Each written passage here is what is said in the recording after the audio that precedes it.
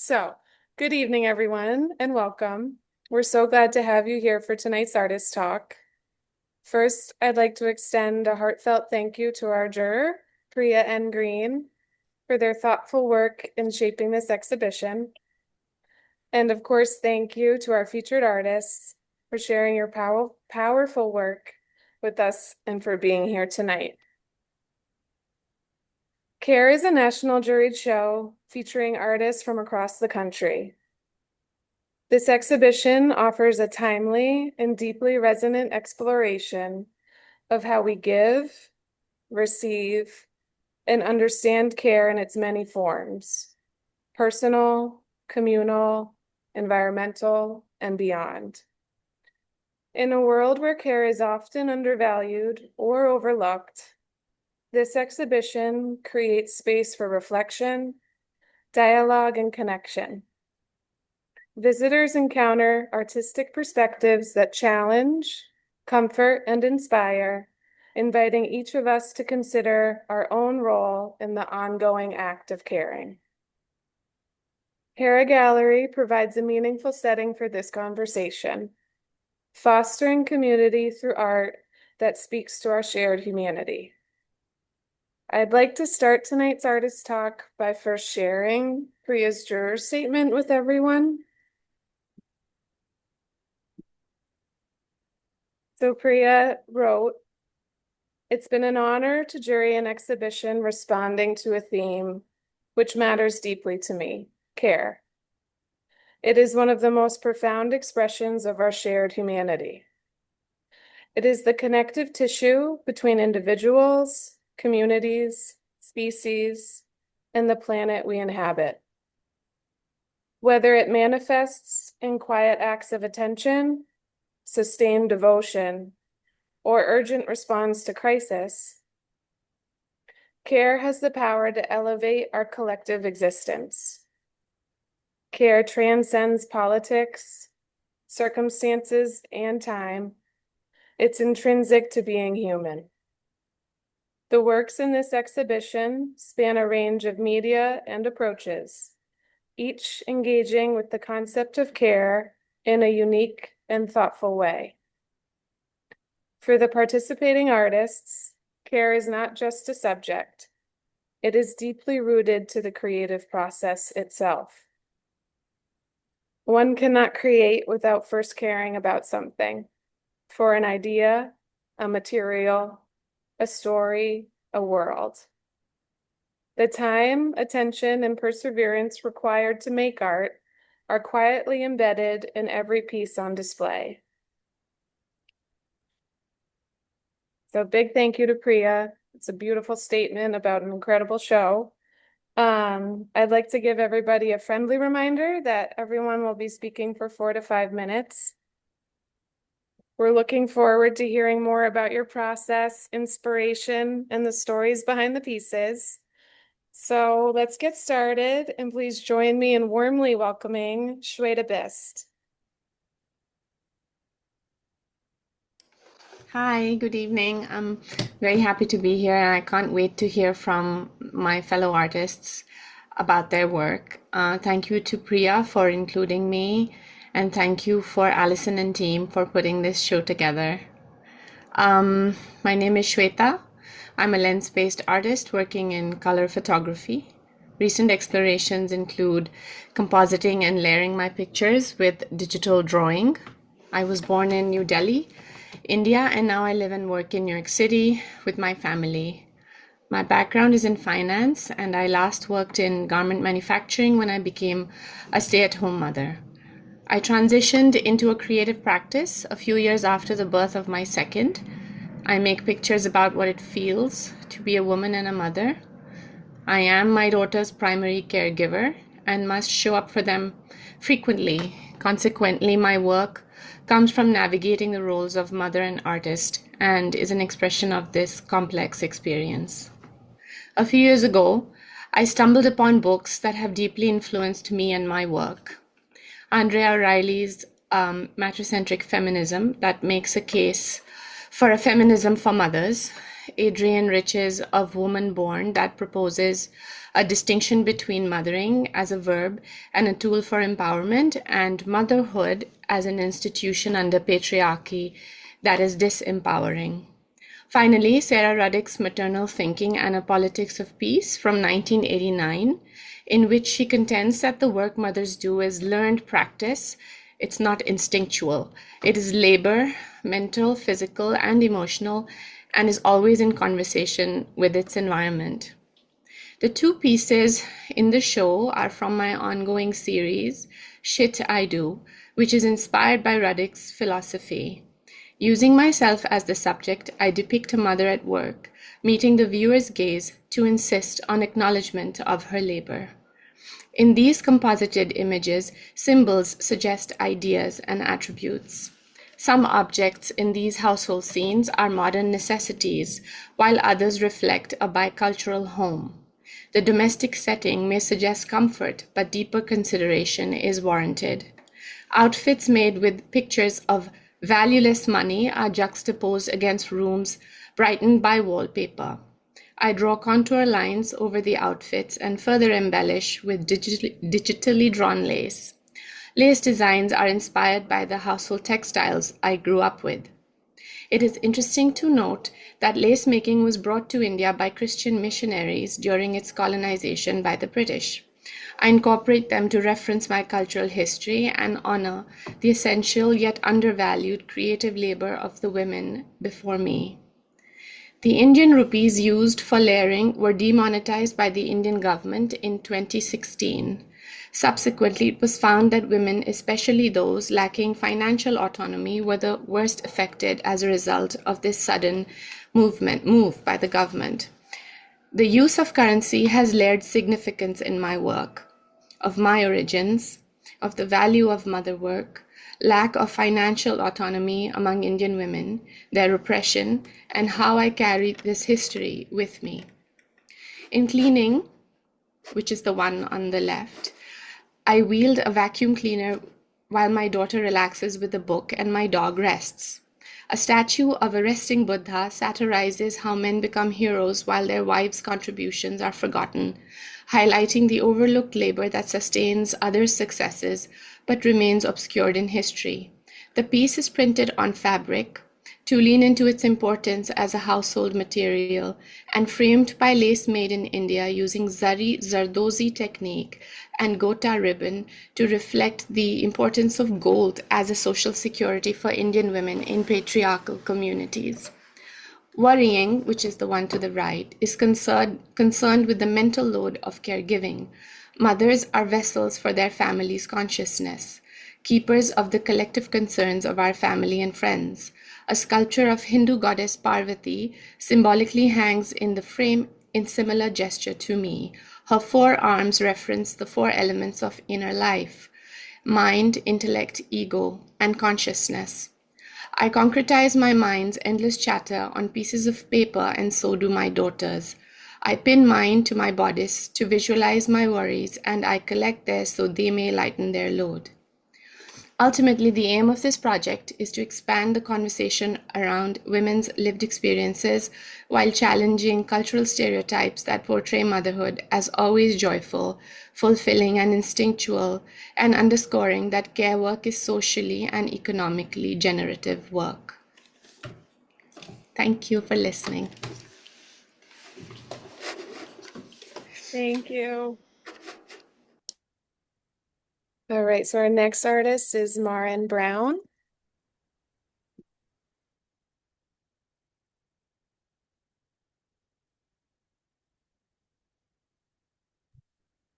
I think you're muted.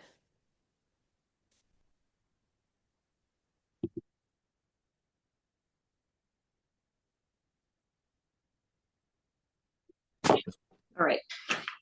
First of all, I really want to thank Allison and your crew. For Marissa, I met you yesterday when I came out to see the show. It's really a beautiful show, and you did a great job of curating the show. And also thank you to Priya, who made some amazing selections. I was really impressed by the quality of the work, and I'm happy to hear people today.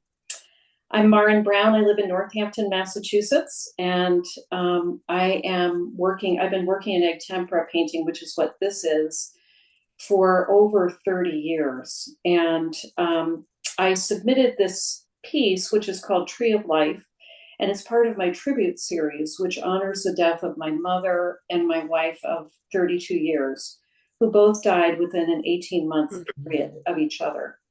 The series also celebrates the renewal of love when I found love again, and I'm now remarried, so that's really great. During the period when I made this painting, I was the main caregiver for my mother and my spouse, and I learned the definition of care for me was to bring dignity and peace to those who I love in their last moments of life. This painting was created when my wife Pat learned she had inoperable brain cancer. Its central subject is an interpretation of a Japanese maple tree that my father gave me before he died that changed brilliant colors throughout the seasons. In the painting, I also depict rock walls, which are off to the right of the painting, which are ubiquitous in New England landscapes where Pat and I would walk and talk about her life and her impending death. The painting is created, as I said, in egg tempera, which is a traditional medium that makes use of some very basic materials, egg yolk, pigment, and water.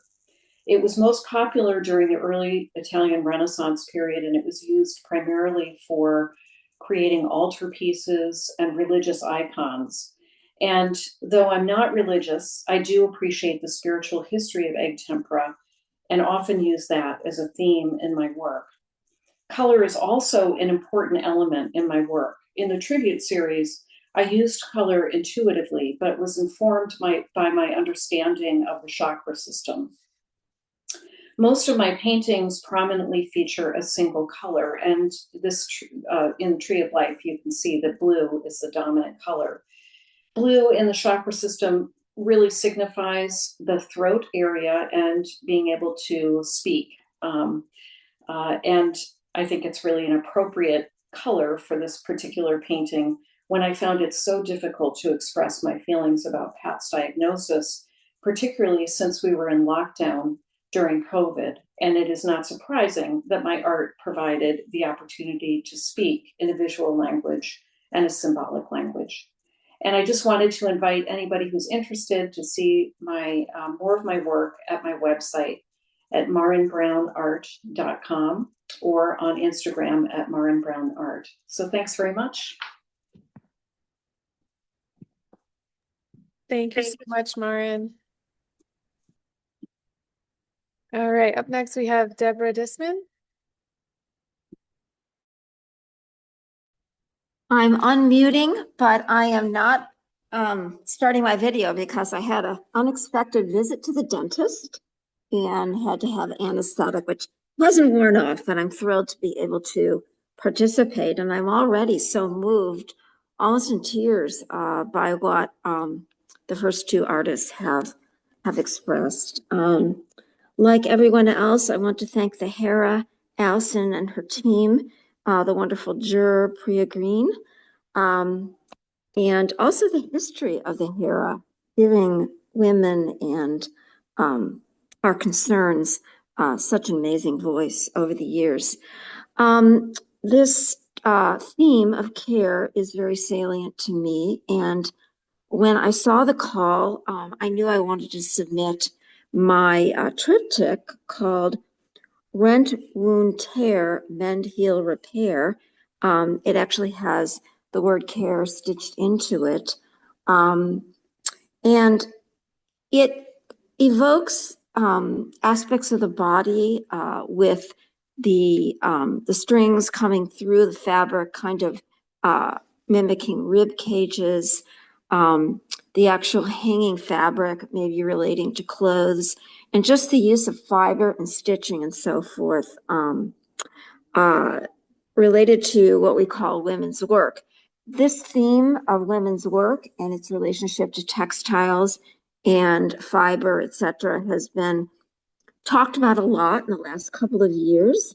But I think for each of us, it has fresh meaning and can kind of encourage us to look again into why we're doing what we're doing. There's also some lace that I felt instinctually moved to add to the work, and I was intrigued with the first artist referencing to lace in her works as well.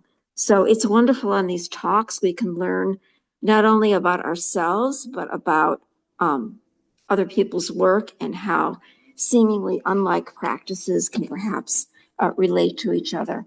I started my current round of work over the last, I would say, maybe 7 to 8 years with working in the form of the book.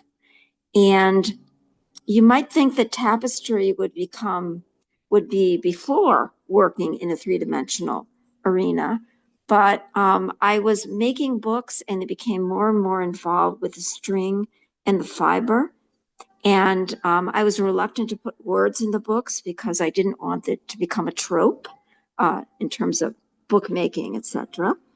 And then when I started kind of breaking into what you might call pages or these hangings, and they've now become three-dimensional and almost like dwellings or places you can enter, I felt freer to put in the text.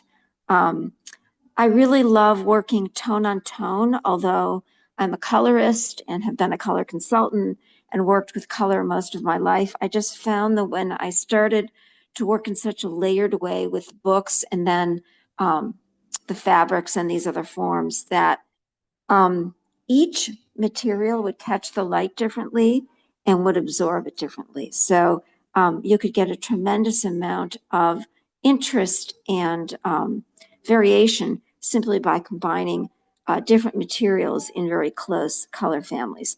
I'm in a studio that's across the street from a graduating school. So I don't know if anybody can hear the music, but I apologize. Just a lot of things going on today. So I'm looking forward to hearing everyone else's story, and I very much appreciate this opportunity. Thank you, and thank you for letting me speak with a somewhat impaired dental situation. Thank you so much for joining us despite it. So up next we have Emily.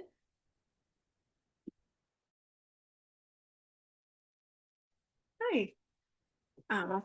You can hear me, right? Okay. So yeah, my name is Emily Rosachil. I live in Albany, New York. I'm from Rochester, New York. Not that that maybe matters here, but let me just pull up my little notes. So again, like everybody else, I'm going to say thank you to Hair Gallery. I want to just express again my appreciation to exhibit with you guys, even though I couldn't make it to the opening or to the show in person because not as much the distance, but life. Life is busy. So, but yeah, as a young artist or an emerging artist, it's it was really great to have this opportunity, and I think it's great that Hair Gallery is one of the things they're focused on is uplifting emerging artists. So yeah, thank you. So when I first came across the call for art, I was using the cafe website, and that first line in the prompt, it stood out to me as a question. It got me thinking, what is care to me? What is care to everybody? And I think that for me, at this time in my life, care is most prominently a verb to me, an action. Whether that be from me to others, to other things, or from others to me.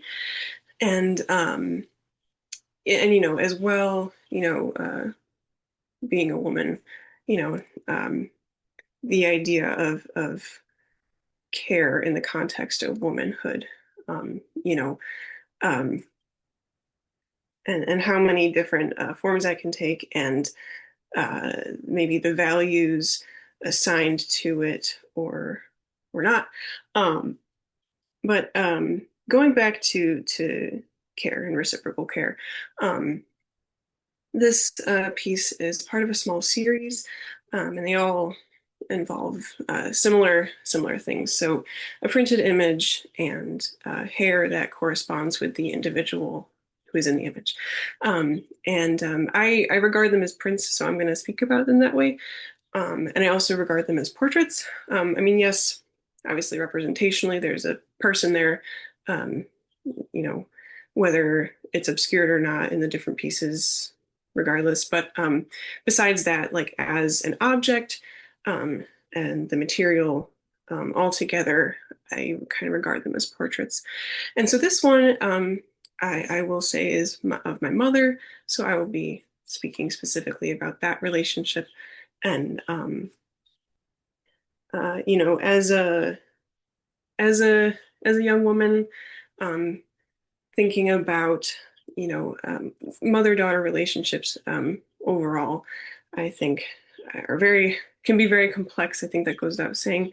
Um, you know, uh, it's something different for everybody, but there's there's a lot there. And for me, thinking about it as, you know, through girlhood to teenagehood to young adulthood and womanhood, how that relationship has evolved over time. Again, from my direction to hers and hers to mine. Um, and just, you know, uh, when I was creating the series, thinking about uh, womanhood and to me personally, what I felt was like important parts of my womanhood.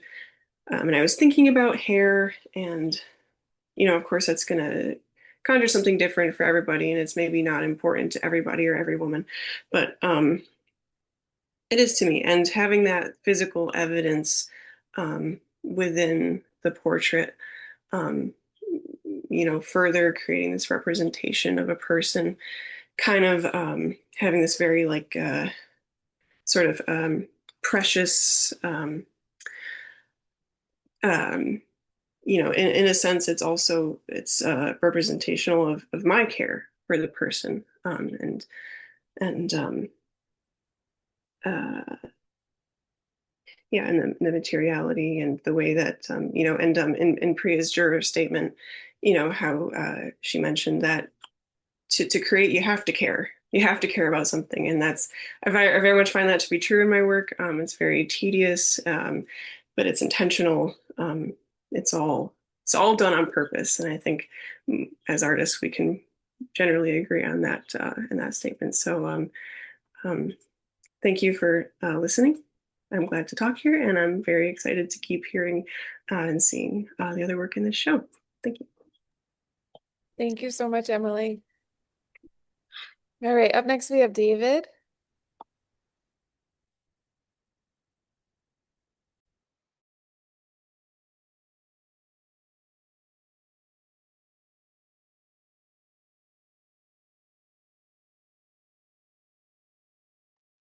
All right, it looks like David might not be here yet, so we can circle back to him if he jumps on at a later point, but we'll move forward to Christine.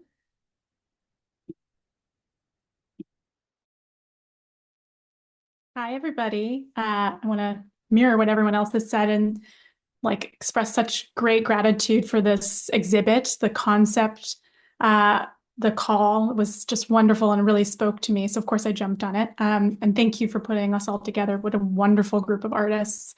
Loved hearing everyone so far. My body of work, well, first I live right outside of Burlington, Vermont.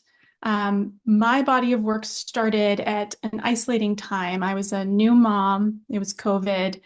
And these moments that I had to myself to draw ended up being my form of self-care. But through these, I call them self-portraits because they're all of myself and my body with my son.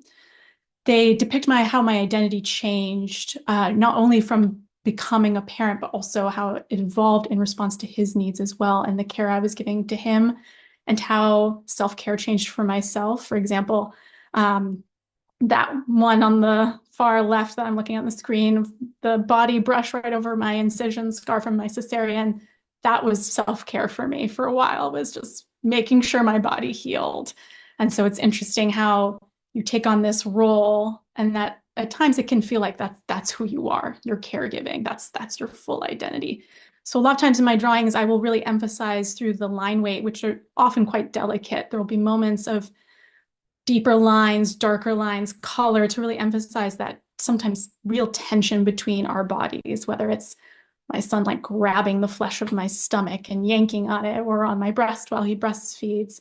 And so it again like really focuses on how our two bodies and times in these drawings can look like one, and you kind of lose track of like whose is whose. For example, the one on the far right, I'm your doll. Those are his hands, but now that he's getting older, he's like over 5. Sometimes his hands in my drawings are around the same size as mine. So you'll see like different body parts coming into this composition, and you lose track of who's who. And for me, that really highlights the how our identities are so intertwined still while he's young, but also, how are we separate? How are we the same? Is my identity outside of a caregiver role and as a mother valid at times? That's a feeling I think a lot of mothers and parents feel. Yeah, and so you'll find that a lot of the moments can be very sweet, like the hair here, where he's doing a lot of little barrettes in my hair and having a lot of fun, and I'm kind of his physical plaything. But then there's also a lot of moments where it's very tense, it's very visceral, which is, the bulk of parenting can be very visceral. It can be very sweet, but it's a very real thing as well. And then the centerpiece is actually the last bit of frozen breast milk that I still have in my freezer. And so, but not today is like, I need to throw this out at some point, but I'm not going to do it today. And that breast milk was actually, I had to pump because my father was dying of cancer and he's in Cincinnati. I'm here in Vermont. And so I had to frantically pump before leaving my 18, or no, he was 15 months old at the time, before leaving him for the first time and flying to Cincinnati to see my dad before he passed away. And as you can see, you can see it very, you might not be able to see on the screen, but under the volume, you're supposed to write like how much milk it is, and it says not much. And that's because my body was already at that point not able to produce very much. I was under a lot of stress of my father passing away. So yeah, that was the last time I pumped. My son breastfed a little bit after I got back, but that was also like a marker at the end of that identity that I had of being like breastfeeding all the time. So a lot of these moments are very specific times in my journey as my identity changed and has continued to evolve. So a lot of my drawings, I'm having a really fun time playing with the compositions as he gets older. Yeah, so that's me. Thank you so much, Christine. All right, so up next we have Caroline. She's not able to make it today, but Shweta kindly offered to present on her behalf. So I'll turn it to you. Yes, hi. Caroline couldn't. She has family stuff going on. She's caring for someone. Her son, Sal. So, I'm speaking for Caroline's work. Caroline's work is a performance of identities. In this current era, many former selves are now in the shadows of a bigger identity, mother. Mothering has pushed her to expose more of herself, the insecurities, the monotony, and the duality of living and making art from home in collaboration with her wife and child. Even the toys that surround them have become the subject matter of recent photos and sculptures. The Objects of Play series is based on how she engages with the stuffness of toddlerhood. Caregiving is demanding, never-ending work. The physical and emotional demands of parenting a toddler have turned their world into a subject of Caroline's art. She is exploring the body, their lived spaces, and the objects of her toddler's obsessions that fill the home. Caroline feels consumed by labor, by stuff, and left to grapple with matrescence in the only way she knows how, through humor and art. "Would you like to play with me?" asks her child. Play with me. A cardboard cut out of herself becomes a proxy parent or added material for play. That's it from me. Thank you. Thank you, Shweta. All right. So up next we have Liana. Hello, everybody. Thank you very much for having me tonight to speak to you all about this piece and my body of work. I'm coming to you from Maryland, about 10 minutes below the Baltimore airport. I'm from Pennsylvania originally, and I have my master's of fine art from the University of Nebraska-Lincoln, and I work at a community college in their art department. So I'm very much surrounded in the world of art, but also very much in the world of caregiving. I am a mother as well. I hear a lot of stories that I can reflect on looking at your work. I also had my daughter in the middle of the pandemic, so there's lots of similarities here. So it's wonderful to hear all of my fellow artists present tonight. My work greatly focuses on the domestic routines and household objects, and I explore the duality of comfort and confinement within the home. Through different materials, I really want to recontextualize these everyday objects used in our routine chores, challenging their familiarity as well as function.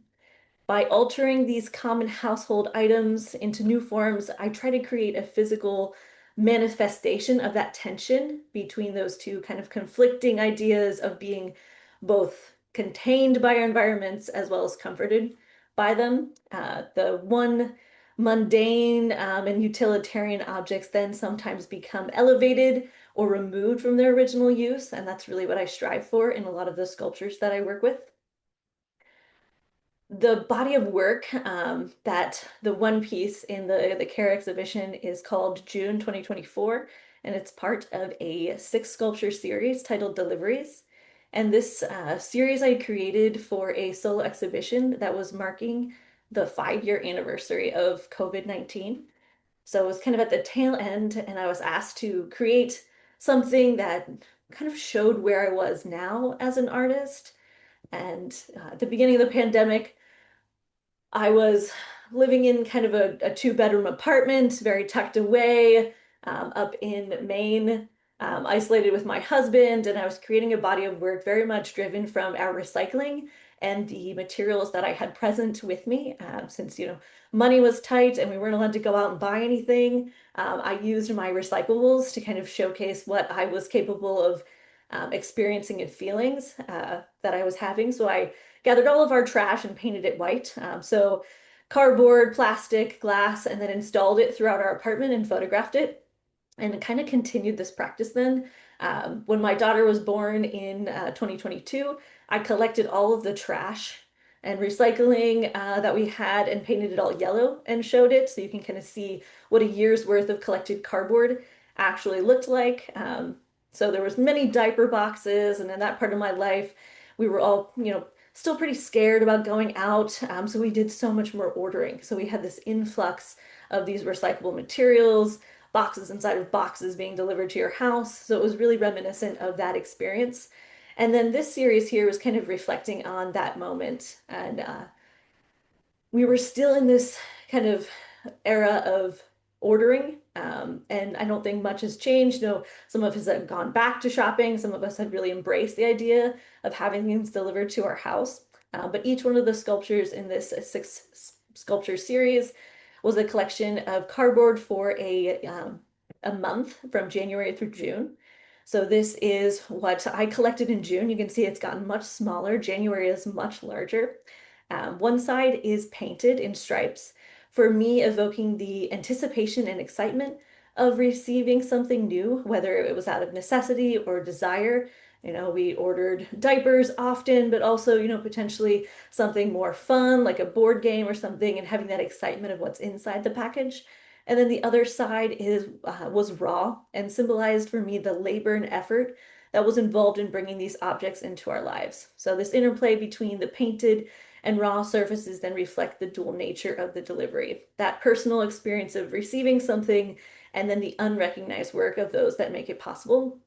So these sculptures then reveal how a seemingly mundane delivery can really forge an unexpected connection, linking people who may never have interacted, but then those actions really become essential for sustaining one another in this kind of unprecedented moment that we all experienced in various different ways and are exploring and really, showcasing, I think, those 5 years in this exhibition for CARE. But thank you very much for including me today. And I look forward to hearing the rest of my fellow artists speak. Thank you so much for joining us too. All right, so moving on, we have Anra. Hi. Hello, can you hear me all right? Awesome. All right. I also want to extend my thanks to the Herrick Gallery team and the juror, Priya, and just being able to hear all of you talk today has been really special, and I am really honored to be able to be counted among you. This work here is titled Is It Working Yet? And it is a cast done from my own body out of resin, and it is filled with pill capsules that have been filled with alcohol ink. And as the resin somewhat deteriorates the pill capsule, the ink spreads into the resin as it hardens there. This is sort of part of a larger theme I've been exploring that started with um, my own experience of chronic pain and how frustrating it was to have this sort of invisible issue going on with me that no one could see, and doctors didn't really fully understand, had guesses, but like didn't fully know how to help me. So it was a lot of kind of take these and let me know if it gets better. And so this sort of ongoing frustration with trying to figure out what was happening with me, trying to take care of myself, but also through work that was examining this, and especially with this work, as I really kind of babied this thing for, I don't know, 4 months maybe. It really was a trial in fabrication, and by the time it kind of became what it was, it had transformed from my body into this sculptural form that could kind of stand in for lots of similar feelings that as I explored my own experiences, connected with so many other people that had a similar frustration, this kind of invisible illness that is only growing with the COVID pandemic and these sort of issues that have caused people to rethink disability and accessibility to some extent, I hope. And kind of engaging with our what we're doing today working yet, and what do we need to keep trying. So again, thank you. It's been great. Thank you so much. All right, so up next we have Lupa.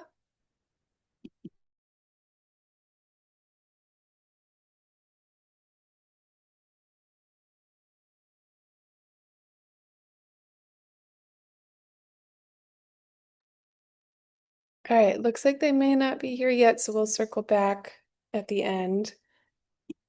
Moving on to Joanne.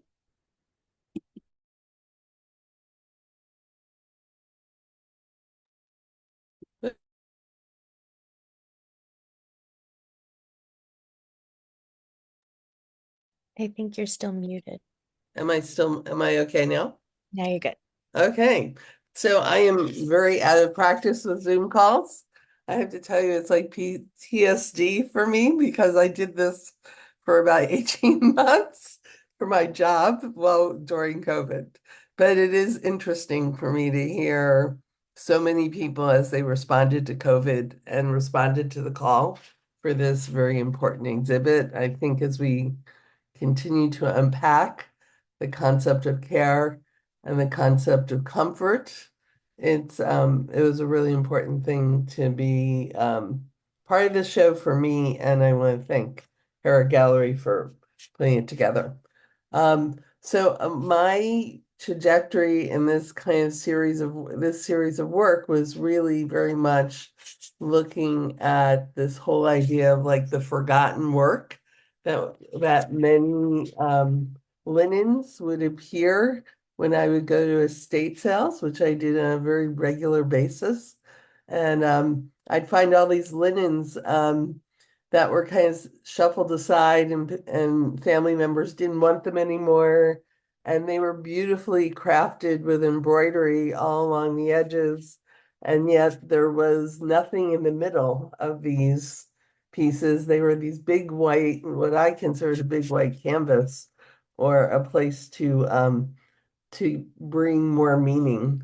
So I just started doing a lot of work. I had prior embroidery experience, fabrication of mixed media sculptures. So I was pretty comfortable with, diving in, looking at the fact that so many of these pieces would be considered women's work, that they were done for wedding, preparation for a wedding, or they were done as a gift to a married couple. I started to think about how this narrative of or statement could further engage people in looking at the craft of the stitchery, and at the same time, I would bring a message forward. When COVID, I was also interested in the fact that you would go into these homes and they'd have just these bundles of linens, and then you'd see a sampler on the wall that would say "Home Sweet Home." That was probably done with a needlepoint kit, and was kind of like the watchwords for people in their homes. Um, so I started doing these pieces. They were of many different sizes and scales, but I really was interested in this idea of reinventing the sampler. And I think after COVID hit in March 2020, I had a lot of linen in my house, and it was easy to continue to stretch. But at the same time, that ever-present comfort and self-care, those watchwords kept coming up, not only in the news, but in things that you would read, in ways that people would talk to each other, like you've got to be careful, make sure you wear your mask. And I wanted to kind of come up with new phrases that would help us think about how we survive but thrive. So that is how this series came up with, we must do blank, but don't do blank. And I've done several of these. And it was also kind of blurring into this particular piece kind of blurred into my professional life, because as I was working with educators and teaching artists in my job, we were also trying to figure out how we could pivot and not panic in the virtual learning variety of life, and got so many interesting insights into how our students lived by what happened during this time period. I mean, so it was almost like it was separate yet more intimate in the same way. So these pieces, I also felt were the same way. They could mean something different to many different people, yet in the same way they had this kind of intimacy, as if you were whispering into someone's ear. The flowers that are also put around the text is really a tribute again to those wonderful stitchers.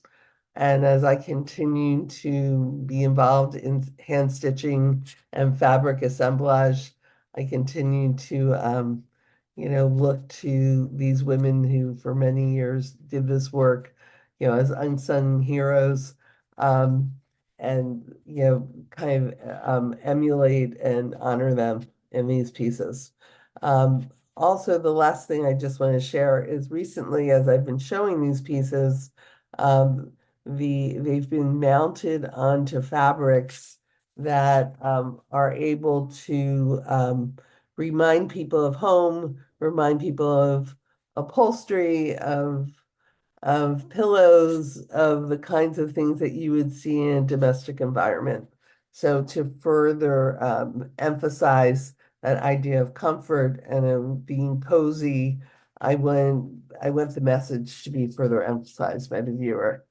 So I want to thank everyone for being so really honest and true in terms of how they discuss their work, because it is fascinating to me how many of us over the last 5 years have been prompted to build artwork around our personal lives and personal experiences of COVID.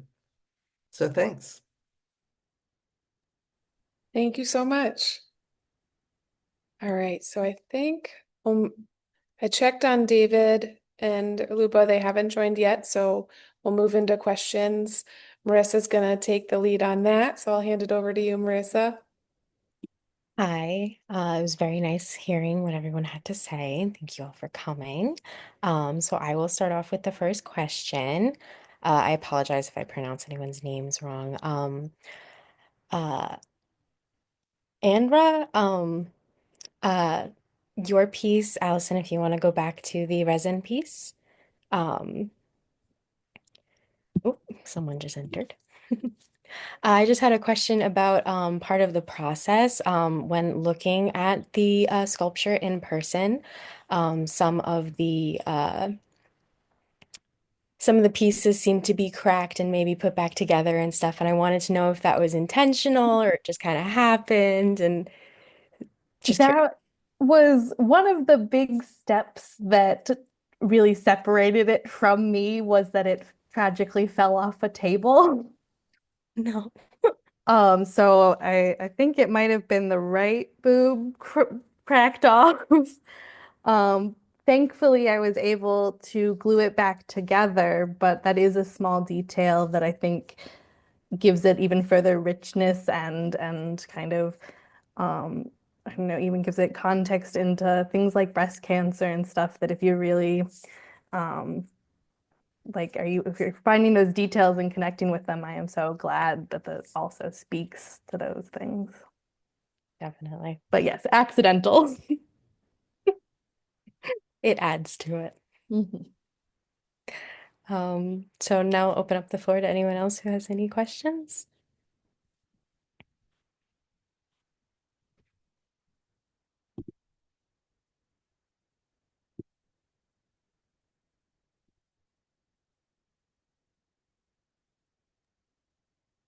Okay, I think I have a quick question. Sorry, Marissa. For Shweta, I was just very curious about the printing process on fabric. I just was wondering if you could speak to that a little bit. Yeah, sure. I mean, I don't print it myself, but I do have someone who does it for me. It's called dye sublimation, and basically it's the pigment basic adheres into the fibers of the fabric. Um, yeah, and it's just that. It's done somewhere, I think in the UK or India. I don't know exactly where the factory is, but I talk to people who sound Indian. So I think it's a UK company, but I think it's being done in India. Thank you. It's just the Yeah. effect is incredible. The image is so clear, the color's so vibrant. It's yeah, really. Thank you. Yeah, it was one of the reasons why I chose this particular way of printing. I mean, there's many ways you can do it. You can do heat transfers, and then the pigment just sits on top of the fabric. Uh, but I like the idea of the dye sub because I mean, it's sturdy, it stays longer, it doesn't fade easily, so it's sort of archival as long as you don't put it out in the sun to dry, like it's going to stay long, and the colors are very vibrant, and the contrast is high. So I like this way of doing it rather than the other styles. Thank you so much. Yeah, thanks.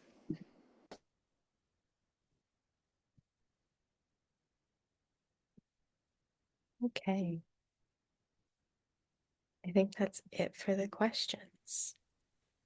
All right, thank you, Marissa. Just want to say a quick thank you to everybody.